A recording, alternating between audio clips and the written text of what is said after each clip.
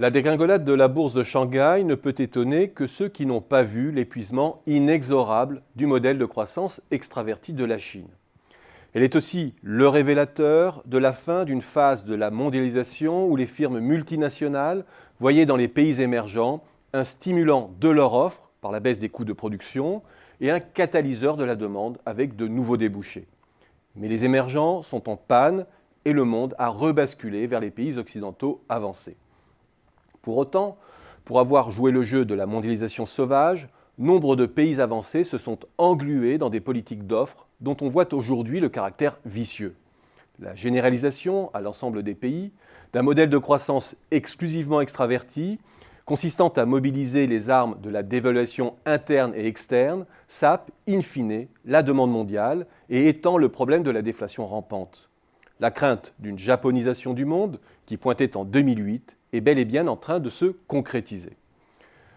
La déstabilisation chinoise sanctionne ensuite l'impasse des stratégies non coopératives de résolution de la crise.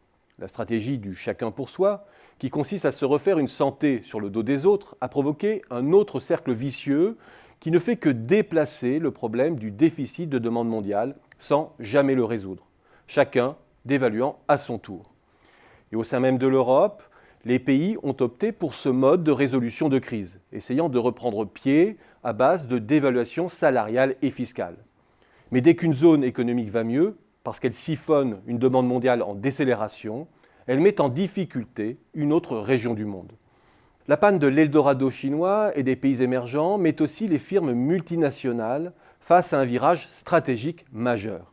Il leur faut revenir d'urgence vers les pays avancés pour retrouver des relais de croissance et maintenir la profitabilité. Or, ces stratégies de recentrage s'inscrivent dans un environnement occidental marqué par des taux d'intérêt historiquement bas et l'absence de vrais moteurs pérennes de demande.